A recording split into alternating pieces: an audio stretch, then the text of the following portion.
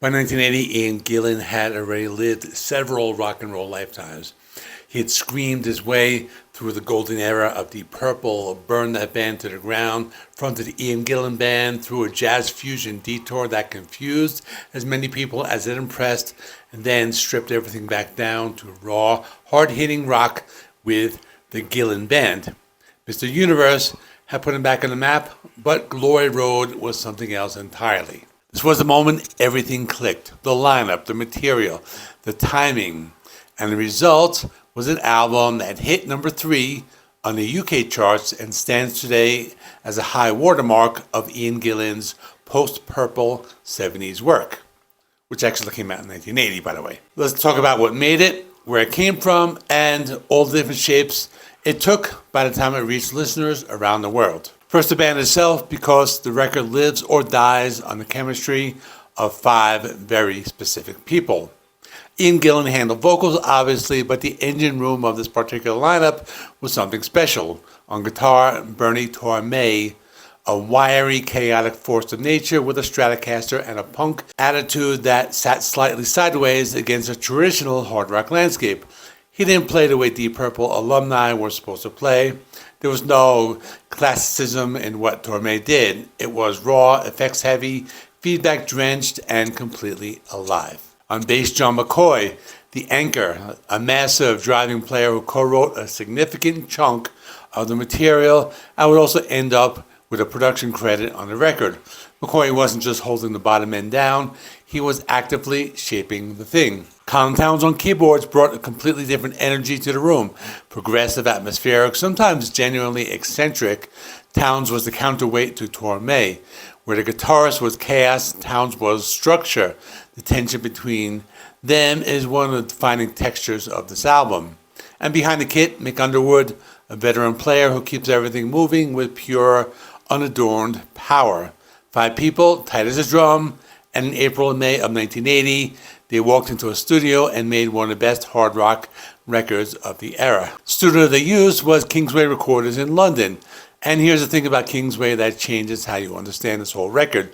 Ian Gillan owned it. This was his facility, which means the band walked into that room with zero pressure, zero clock watching, zero studio bills mounting up by the hour. They had complete freedom to work at their own pace, experiment, and follow ideas wherever they led. That freedom shows up everywhere on this record.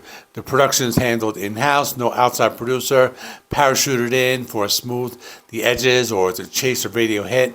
John McCoy and house engineer Paul Watkins co-produced the sessions, and McCoy's fingerprints are all over the sound. The bass sits enormous in the mix. The rhythm section feels physical. It was a deliberate choice. The challenge in the recording process was balancing 2 musical personalities that shouldn't really coexist as comfortably as they do here. Torme's guitar is panned out wide with a heavily distorted, effects-laden sound that's essentially punk adjacent in its rawness. Towns' keyboards fill the opposite space with synth lines and organ textures that belong to a different tradition entirely, more progressive, more structured. McCoy and Watkins solved it by anchoring everything down in an immense low end from Underwood and McCoy themselves, and then letting those 2 volatile elements fight it out in the upper registers. The result is the white knuckle intensity you hear on tracks like Untrained in Your Brain, that opening track that sounds like it's about to fly apart any moment, but never does. For Gillan, who later described his era as the finest hour since Machine Head, the setup was ideal. Working with an engineer who knew his voice, he could push right to the limit. Those trademark piercing screams, the raw, live in the room energy, without sacrificing clarity. This wasn't a polished studio confection, it was captured aggression. Once the mixing was done, the tapes went to mastering legend George Porky Peckham, whose whole philosophy was about cutting vinyl with maximum groove depth to achieve the loudest, punchiest possible playback. His signature etching, a Porky prime cut in the run-out groove, became a mark of quality on the British hard rock pressings. If you got an original UK vinyl of Glory Road and you flip it over, you find it there. Glory Road was released in October 1980 and hits the ground running. Unchain Your Brain opens the record like a starting pistol. Show you what you just can't see. The song is blistering, frantic, Torme's guitar spilling sparks all over Gillan's vocal assault. It remains one of the band's signature tracks, and for good reason. It's a statement of intent. From there, the record moves through Are You Sure?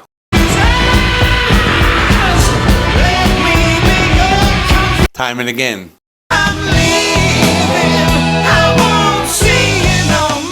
And No Easy Way.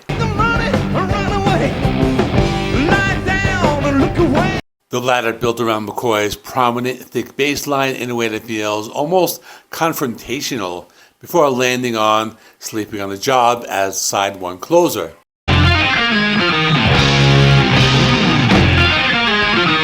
That is a song that's slightly more melodic and co-written by Gillan and Towns. Side 2 opens with On the Rocks.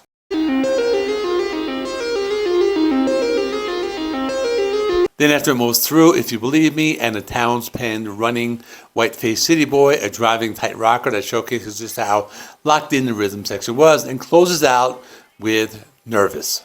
9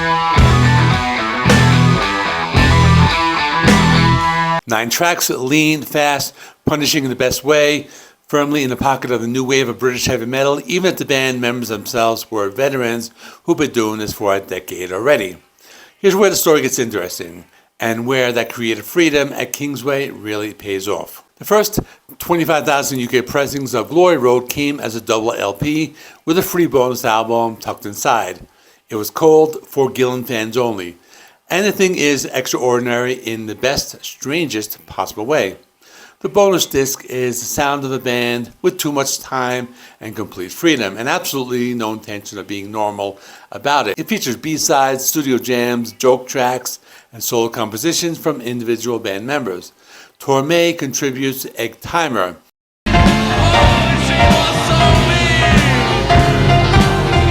A frantic punk rock track credited to the alias The Split Knee Loons. Towns goes full avant-garde with Dragon's Tongue, an instrumental showcase that sounds like it belongs in a different decade. Gillan and McCoy contribute the chaotic post-fade Brain Damage.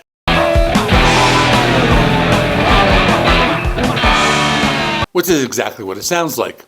There's some covers, a heavy rock take on Jackie Wilson's Higher and Higher, an Elvis Presley staple in Trying to Get to You, and Torme's ferociously distorted version of the Harry Lime theme from The Third Man. The bonus record is why owning the original UK pressing matters, as a document of a band that trusted its audience enough to get genuinely weird and completely inseparable from the full Glory Road story. Now, across the Atlantic, the story played out differently. The US release came through a partnership with RSO Records, and it is functionally a different record. First, and most obviously, no bonus LP. For Gillan Fans Only never made it to American pressings, but beyond that, RSO made 2 significant alterations to the main album itself. Sleeping on the Job was cut entirely from the US tracklist. In its place, Your Mother Was Right, which on the UK release lived on the bonus disc, was pulled over and inserted as side one closer, so American listeners got a song the UK heard as a bonus novelty while losing a standard album track entirely. Then there's a sequencing. RSO completely reshuffled the running order. The US record opens not with Unchain Your Brain, but with Running White-Faced City Boy. The frantic opener that defines the UK experience gets pushed to side 2 entirely. It changes the first impression of the record dramatically. Where the British version hits like a thunderclap from the first note, the American version has a slightly more measured opening that builds into harder material. Years later, Metal Blade Records reissued the album in North America in 1990 and at least restored the original UK track order, folding in several for the For Gillan Fans Only tracks as bonus material. That's the version the North American listeners, or most North American listeners, ended up buying on CD, and that came out in 1990. Now let me talk about the tour. Glory Road sent the band on the road immediately, and the live shows were something else. The tour swept across the United Kingdom, Edinburgh, Odeon, Coventry, Odeon, London's Hammersmith, Odeon, and extended into Europe, particularly Germany, with select dates in North America supporting the RSO release. The sets were fast, loud, and absolutely relentless. Torme's live guitar work leaned even harder into feedback and chaos than studio recordings. Gillan was in peak voice. They typically open with Unchain Your Brain or Are You Sure? No easing in, no warm-up, straight into the fire. and worked through the Glory Road material alongside key tracks from Mr. Universe. And for encores, Gillan wasn't shy about his history. Smoke and the Water made regular appearances. The crowd went absolutely sideways for it every time. The momentum from that tour went straight back to the studio. Future Shock arrived in 1981, just months later, but that will be another video. Glory Road, in whatever form you encountered it, UK double LP, American RSO single, or Metal Blade CD, is a definitive statement. From this lineup, it's a record that this version of Ian Gillan put on the map, hit number 3 in the UK, and proved that the man still had absolutely everything. So next time we're talking about Future Shock.